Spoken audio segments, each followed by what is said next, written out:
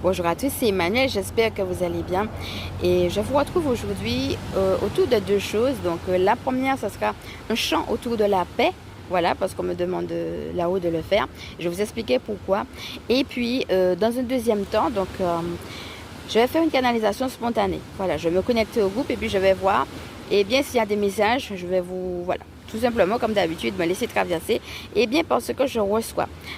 Voilà, c'est une guidance intemporelle et générale. Donc, sachez que c'est valable à partir du moment où vous tombez sur la vidéo et vous êtes amené à ne prendre que ce qui résonne en vous. Installez-vous donc confortablement, comme d'habitude. Vous pouvez prendre un petit verre d'eau, de quoi noter, respirer profondément et on est parti. Alors, il y aurait pas mal de choses à dire en 2026 par rapport à ce que je capte de cette année. Mais pour l'instant, moi, je voudrais juste vous dire un mot. C'est le mot paix. Voilà. Donc, j'aurai l'occasion de dire davantage par la suite par rapport à 2026. Mais là, comme je vous ai dit, on a vraiment cette idée de garder la paix. D'avoir la paix, de la cultiver, de la chérir, vraiment de la garder comme si c'était un précieux trésor. Voilà, ce sera une belle invitation qu'on nous dit là-haut pour 2026 de ce que je capte. Donc c'est l'occasion, on parlait des intentions, si jamais il y a un truc sur lequel tu n'as pas de paix, hein, quelle que soit la chose, vraiment d'aller à la source, bien sûr avec ton sujet de prière, mais aussi avec ce sujet-là, de lui demander qu'elle te donne sa paix. Et moi j'aime bien la phrase qui dit « Je vous laisse ma paix, je vous donne ma paix ». C'est pas la paix du monde, non.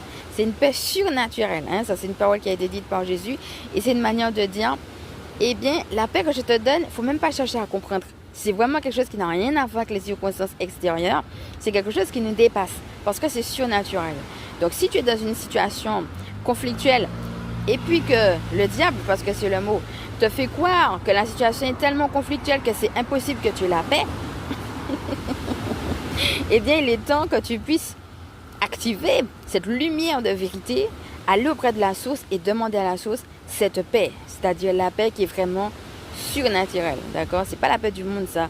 Hein, c'est pas l'absence de conflit ni rien du tout. Non, c'est une paix surnaturelle que même dans les circonstances de conflit, tu peux recevoir et vivre à l'intérieur de toi. Et ça va être une belle intention, non seulement pour le début de l'année, mais aussi à garder. Donc peut-être que ça va concerner certains domaines de ta vie, mais ça, il faut que ça soit général. Comment, de manière générale, on peut malgré tout être en paix? Ça peut être un challenge, hein?